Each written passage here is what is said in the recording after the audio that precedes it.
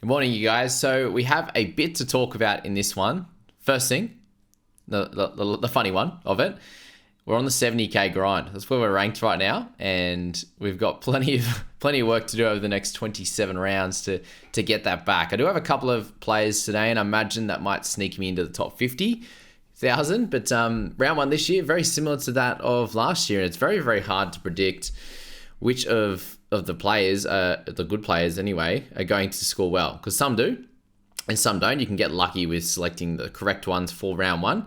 We know that they will end up doing really well across the season, so don't stress too much about that. Like I was ranked 35,000 after 2 rounds last year and came 101st. So that was just with making good trades round 2, round 3, all the way through. Had some bad ones along the way, but getting things right in the first 5 rounds is what's going to keep you doing well in this game and obviously keep you interested. Secondly, the big thing from last night, guys, is I'm sure a lot of you are aware, and there are probably a bunch of you that aren't either, that actually have a life outside of NRL fantasy. But yesterday we had the ability to trade all players from this game, so the Eels and the Dogs. And basically what that meant was from this whole game and then about through to half time of the following game, the Dragons game, you could, in the app anyway, it has been changed back, thank goodness, but you could change a Jacob Kiraz that I own for any other centre, just to say had him in the starting centres, and then bring in Bryce Cartwright if you wanted to. If you had Kiraz on the bench, you could have gone Kiraz straight to Cartwright. If you didn't like the score you were getting from Hutchison, you could have changed him to Moses, which you wouldn't have in this game, obviously, but these are all the things you could have done. A lot of people were trading their Cowboys players for Eels players. And look, I have no issues with anyone that was doing it. Obviously, as a podcast YouTuber myself, I did decide that it wasn't in my best interest to make those trades. Just in case, like if it did actually hold and stand, it would have been terrible for the game. To be honest with you, it would have had a massive unfair advantage. And people say, like, I'm not going to push anyone and say that you guys were wrong for doing any of these changes, because it's what the game threw up at you. Like, it was there, available to do. If you wanted to do it, you could do it. It obviously didn't stand in the end, and they reverted it back. But if you did, I'm not getting angry at anyone. Like, if you're not in a certain position and people don't even know who's in your team or whatever, then go for it if you want. But thankfully, it has reverted back. There are a couple of issues with this though, I still think, and I was going through some plans as to what they could do last night, because round one, I haven't seen it done in round one. A few people told me it happened back in 2016, and it's happened a couple of times before. But again, this is just an error. It's a technical error, software error, however it works. It just wasn't locked out for that game, right? So we can't blame anyone for that. If it happens again next week, then we can start throwing some blame. But it happened once. It's been fixed now in a way that I think is almost perfectly fair for everyone. So people that were actually doing well in this round, they get to keep their good scores. Awesome. For those that traded to, Cartwright and all these type of guys, the only thing that kind of you got cooked with, I suppose, is the fact that, and anyone, I suppose, is that you would have potentially made some trades in the Dragons game that you didn't do. Like, the only thing I saw there with that was that if someone was named in that 17, like, they move things around, right? RFM end up with a big role. Eisenhuth end up playing a big role and stuff like that. Did you want to go for... Were you doing a loop with like a Galvin Flanagan or a Galvin Salmon? Like, that's something I was looking at in the head-to-head squad. It was looping Jamin Salmon in the 5 and then seeing what happens with him. And if he ended up scoring well, then doing a loop. Like, that's something I was looking at, but then all this kind of thing just, obviously clouded the judgment and everything like that. And we'll talk about Salmon in a second and how unfortunate this game was for him. But yeah, there's a lot of things that, or a decision you wanted to make, as I said, just to change one of your Cowboys for a Dragon. I suppose, in fairness, if you were in there changing your team from Cowboys guys, from Dragons guys to these good Eels, like, the Lussicks and these guys that did pretty well, then, or Josh Curran, then it's probably fair enough. Like, it reverts back to where it was. Yes, unfortunately, you didn't get to do anything with it, but I suppose you did change your team when it sounds like a lot of people thought it would revert back, but you didn't know as well. So that's probably where I'm like, let's just hope it never happens again, and we get back on the horse and as I said, get grinding, because yeah, these couple of games here weren't great overall fantasy wise, unless you were looking at having a Kurt Mann or a Cartwright actually, not last night. But Cardi Party, I did mention after that trial that I thought he was undervalued. He looked absolutely incredible, big, superbly strong, offloading, scoring tries. Did that again in this one, 91 points, a double, and 6 offloads, 2 turnover tackles. With a couple of penalties, he goes in hard on those tackles, and I'm not sure if he'll have anything to answer for with that sort of shoulder charge hit on Adokar, which ended up injuring his AC joint. Unfortunately, it looks like he'll be out for sort of anywhere between 2 to 6 weeks, NRL physio says. But yeah, that's the situation we are with at the moment. But all is fixed, apart from there was one person has told me that they legit actually did a salmon. So after this game, right? Because that secondary game is affected too, the Dragons game. Any trades in that were reverted back as well. So he'd moved on Galvin to Viliami Fafita, right? Before that game.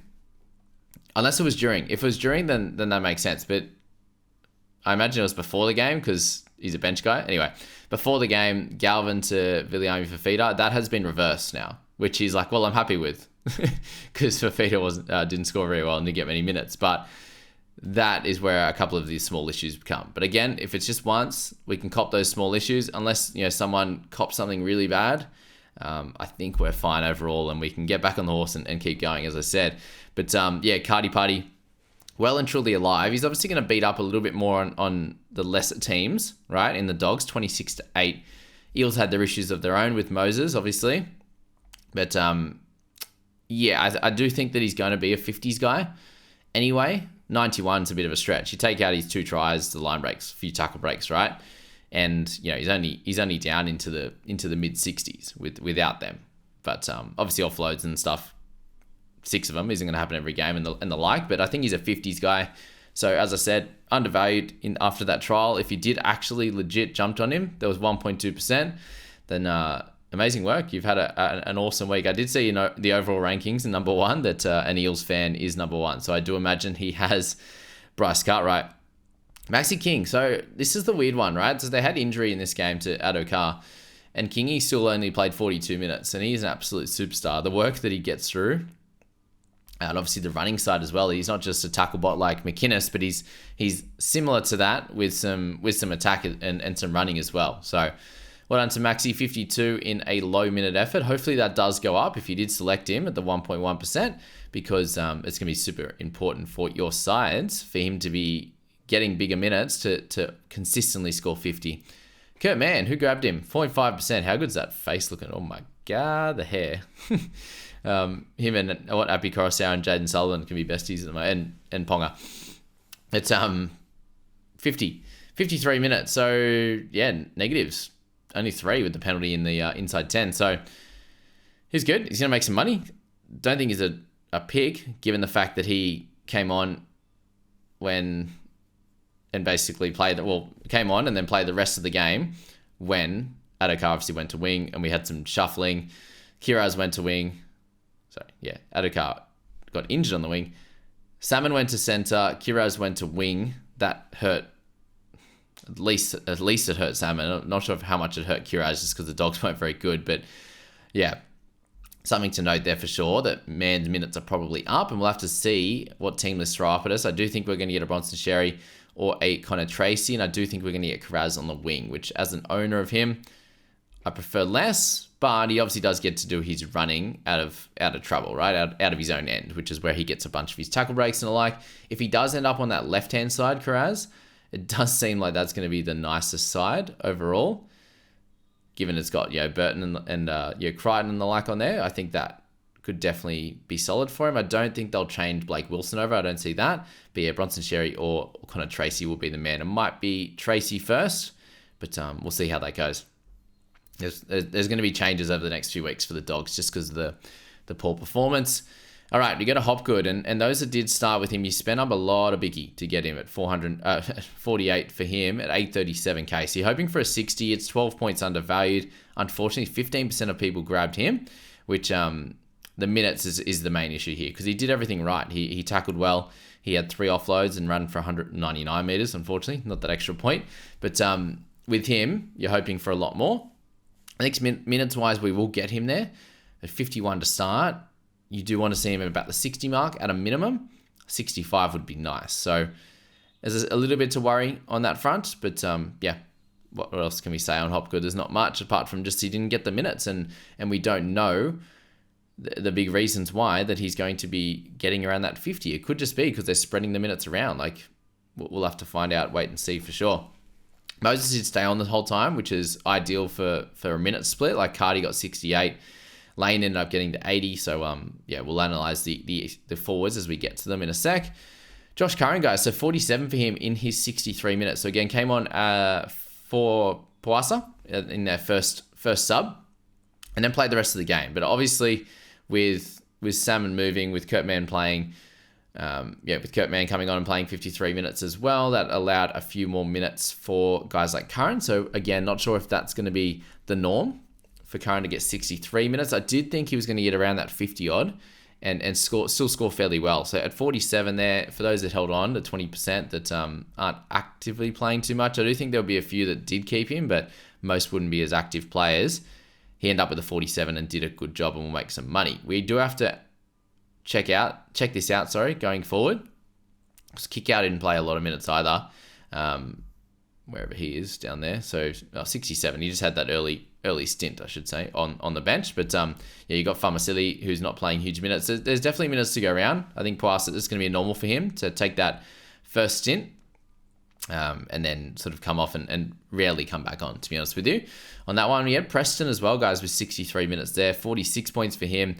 Worked hard on the defensive side. Just no running in this one. 39 run meters. So that right-hand side was absolutely starved of ball, which is where Kiraz was to start. Wilson ended up getting a try, but yeah, that right side they did not go there, clearly, right? So that hurts, absolutely hurts Preston.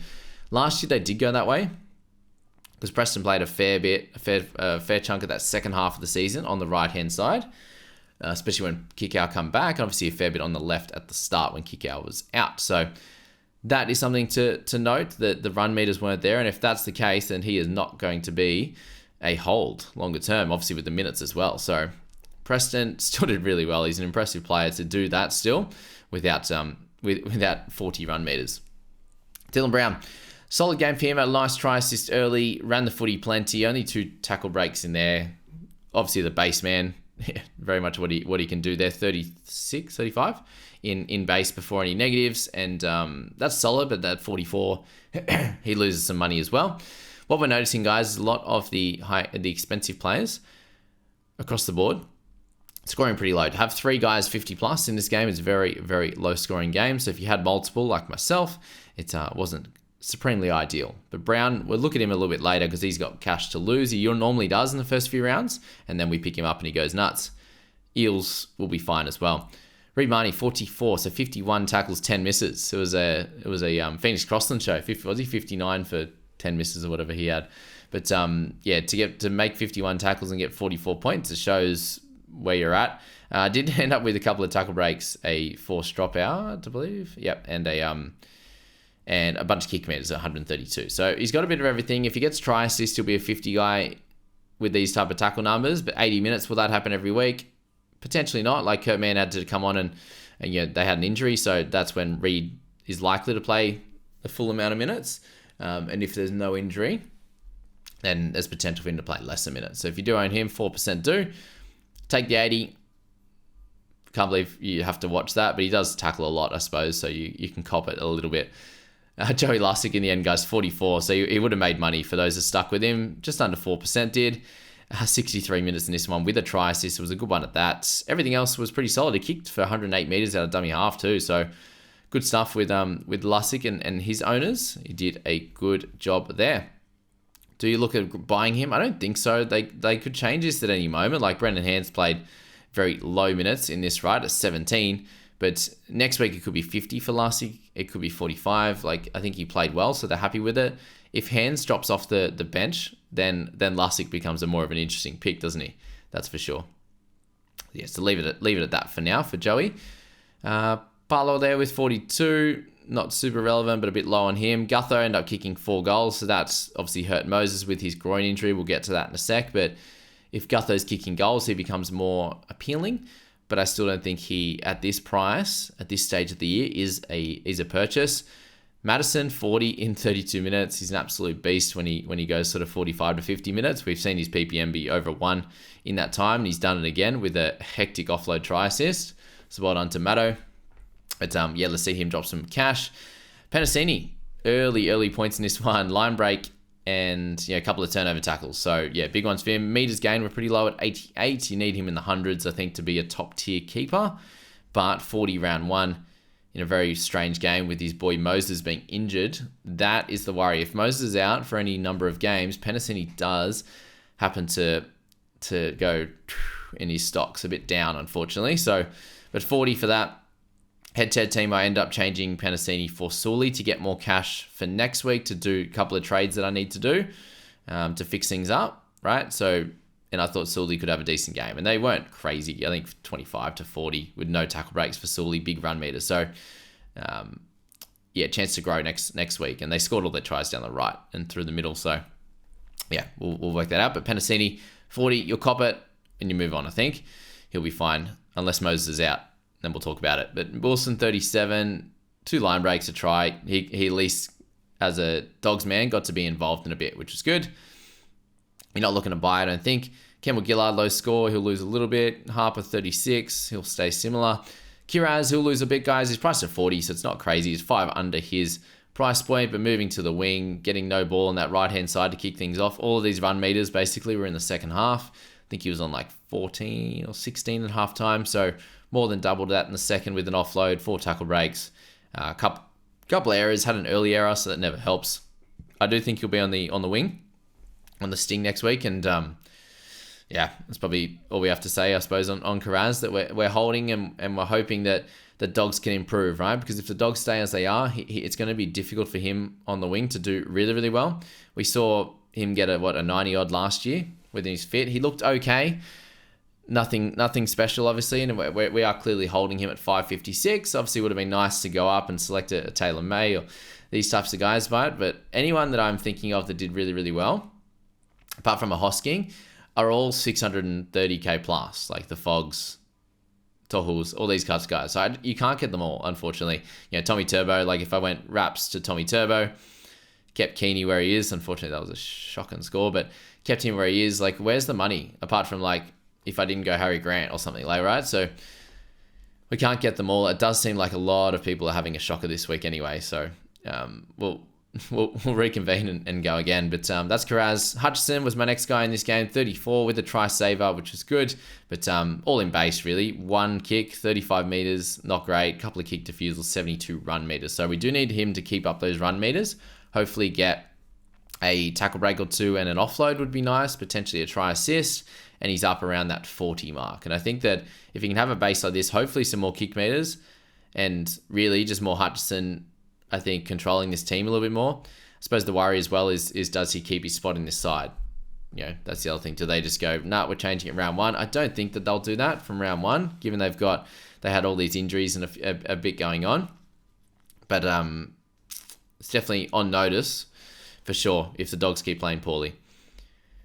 In positive news for myself, not for people that have Moses, but Hutchison outscoring Moses in this game, which is the biggest talking point in this game outside of people that started with Cardi, is that this Kiraz thing, 35, as I said, 5 points under his break even, means nothing. Absolutely means nothing. When you've got Moses there, almost 30 points under his break even, the injury obviously cost him getting some goals. He was absolutely crushing. I think it was 22 in 20 minutes with forced dropouts, with offloads, line break assists, kick meters, goal. He was doing a bit of everything at that start. And unfortunately, for those that did grab him, 6.5% did.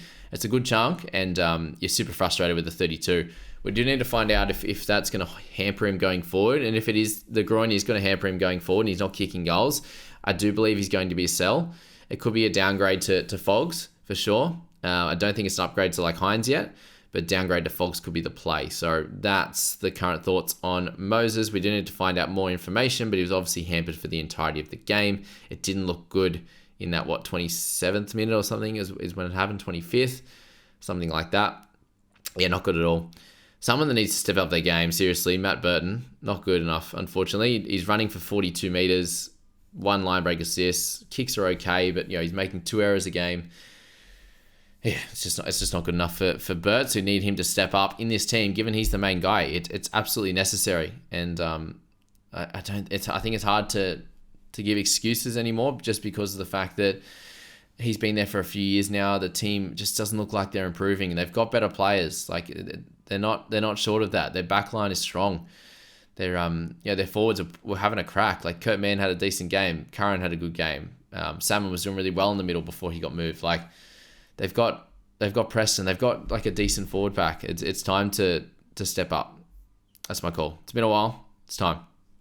Like TAF 32, a little bit better across the board. Ran for 120 meters. You need him over 100. Just getting some work in. Obviously a try assist in that as well down that right. But again, it's all a bit too late when these things were happening. So that's TAF in that one, getting out of the in goal for him and Russell. That's what that last stat on the end is, guys. Effective. What's it? In goal. Effective in goal. Whatever it. Effective get out of in goal or whatever they call it. But yeah, that's that for TAF. Let's go Lane 31. So about what I expected. 31 to 40 is where I was at with Lane. I just don't think if he wasn't getting a try, he was pretty close actually on one of them. So that would have bumped it up a lot. But yeah, for him, I just think it's working back to it. Thankfully, he got the 80 minutes for those that did grab him to start. 7% that did. But I wanted to see it. Like, we haven't seen it in the trials. We didn't see it in the back end of last year. He had a lot going on last year. Sounds like mental health is not great for Laney as well. So I hope he gets better. And it seems like he's in a better place. But that's going to take some time to get to full footing on the footy field, I think. And hopefully it's next week. As I said, he did get close to scoring a try. He worked well, 24 tackles, 3 misses, needs to clean up a bit, but 116 meters is good. He had no offloads, 1 tackle break. He will be better for it, but it's a little bit of worry, and I do understand why people would panic a little bit, because 31, he loses some cash now when you want him to be a mid-range cash cow. Simonson got a runaway try. Good on him. He'll still lose a tiny bit of cash, I believe, yeah. Crichton, 29, again, someone that's going to lose some bicky as well. A try in this one, 29, not ideal. Vil Kickout with a terrific try assist, right? But he was on about less than 20 before that. So 40 run meters for Kickout in 67 minutes. It's gross. Like, they weren't getting it out to their edges at all. 39 meters for Preston, 40 for Kickout. That is absolutely a place that they need to sort out ASAP. So plenty to sort out for this Bulldogs team, that's for sure. Russell, 29, about what we expected without any tries. So I think that's great that if you can get base like that, 2 turnover tackles, he was obviously part of that with Penasini. It's if that can be part of his base sometimes, and then other times he'll get try assists, he'll make a little bit of money, but you want him to score some tries, obviously every second week or something. We go to Salmon and Hughes now, 2 important players for us. Salmon with 29 in this one. He was absolutely crushing. He was pretty well a point a minute. I think it was just about 0.9, sort of 20 and 22 minutes, that kind of range, before he got shifted out to the centres. So unfortunately for him, that dusted him, because he ended up with a couple of penalties, an error, a couple of missed tackles and that, and didn't get to run the footy anymore. He had a lot of that running earlier on, I think 20 odd meters or so in the first 20 minutes, and then that absolutely fell away. As I said, they didn't go to edges. Just wasn't happening at all for the Dogs. So with Salmon, we take the 29. It is some cash rises. I did end up playing him. I would have loved him to stay in the middle and play for 45 to 55 minutes and pick up a 40 score. Would have been exactly what that would have looked like, I think, if he stayed in the middle. We move on. Hopefully he does get named to 13 next week and they just fix up their outside backs. And maybe they do play with more. I suppose they've got Salmon as a utility. I just don't like it. I don't like it. But yeah. It's interesting. If they do go Bronson Cherry, do they go Connor Tracy as the utility? That's something to note. Like, you got Powasa playing 20 minutes or whatever it was, like one stint of 17 minutes to kick things off. Like, surely that could be the utility. And you just play like Curran and these guys that are used to playing bigger minutes. That's potential. Max King should be playing more than 42 minutes. So there's 20 minutes there, 10 each, that you could muck around with obviously Salmon playing less. And there you go. That's something. Sam Hughes, 28 minutes, 25 points. So you just had the one error, very low on the run meters as well. So obviously Para had a lot of ball for a lot of this. The run meters across the board for the Dogs sucked. So that's that, 25 points. He makes a bit of cash to kick things off. I think he'll be better in other weeks as well if he can get 30 minutes or so. And yeah, we'll see what happens from there. Hands with 10. If you did start with him, 5. So more people started with Hands than they started with of course they did. The non-active teams, the 406k compared to the 450 odd with Lussick. So yeah, probably more non-active teams with Hands still, because you'd be picking Lussick for sure. So Hughes will be fine. Poasa, I'm not excited for him to get big minutes, especially with an injury. He ended up only with the 20, so not excited by that. Let's go to the secondary game. We'll get to my boy Keeney. Bit of a shocker. Not keen on him for round 3, that's for sure. God, he's going to be the best looper ever, isn't he, in round 2? Best looper ever. Maybe in round 3 too. Oh, God, we'll see what happens. Anyway, I expect a lot better from the Titans, and that was where the thought on going a Titans player or two would be the answer. And unfortunately, that is a terrible take. And Titans, shocker. Dragons, much better. Had some really good tries in this one. That last one, to Sloan, the little double run through play, and Sloan just goes through untouched. That was very, very impressive. A lot of guys really, really stood up in this game, and we'll have to see what happens next week, because they got Luciano Leilua, got corrected for that, thank you, is going to be back on that left edge, and that means Sue will go to right. You've got Eisenhuth and RFM then that are fighting for minutes, and unfortunately, at least one of them are going to miss out. If JDB is going to be in that 13 role, Eisenhuth, whoever told me that Eisenhuth had terrible PPM, back in your box. 55 in 61 minutes. He crushed it. That's the start of that game was amazing. Well done to him as a guy that gets a couple of offloads, ran the footy a bit, tackled well, 39 for one miss. And awesome. Well done to Eisenhuth. Again, we'll wait and see how that looks next week. Faitala Mariner with 54 as well. So they're the two guys that I'm speaking about there. 1 try assist, 3 offloads. He looked awesome. 30 tackles for 0 misses. He will make money as well. So we'll have to see which one of them lands a spot and make out a decision from there. Because if one of them's in a 13, I think one of them could be a buy at a little bit of a cheaper rate. That's for sure. So good stuff. But they may cannibalize each other's minutes a bit. Obviously, Raymond playing at the edge. If he's a middle, it could be about the 50. Eisenhuth could be down to a 50 as well. And does make money, but it is a worry on that, because they will lose minutes from where they are.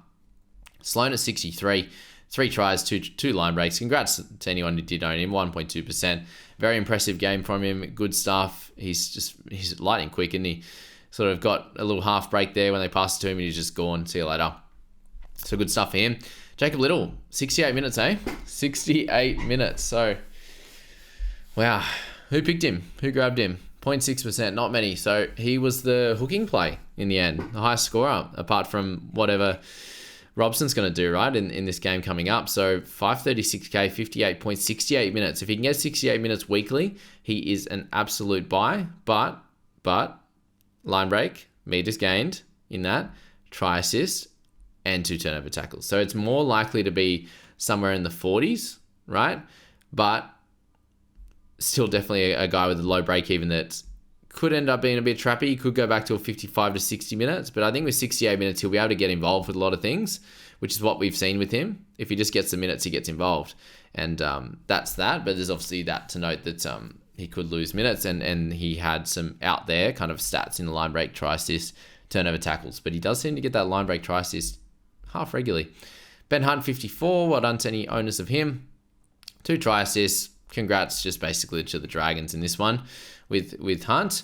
Cleese Haas, 80 minutes for him, 54 points. So whoever grabbed him to start, there was one of my boys talking to me about him. I just thought that, you're probably getting 1 week out of him, with Fafita looking to be back maybe slightly before that of Campbell, but we'll find out. But end at 415k was a bit of an annoying one, but well done if you did grab him, the 1.6% that did.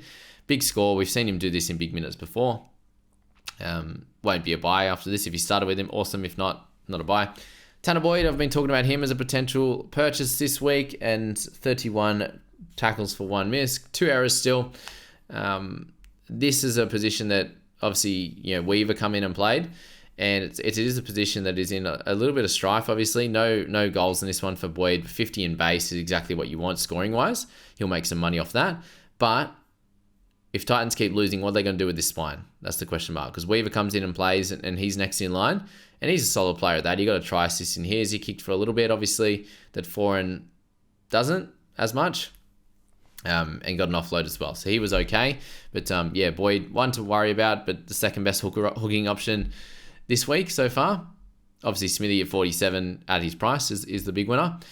Jaden Sewer, 50. So yeah, crab runs, did a good job, 80 minutes. I think that should continue next week, but on the right-hand side. So going to be good for him no matter what.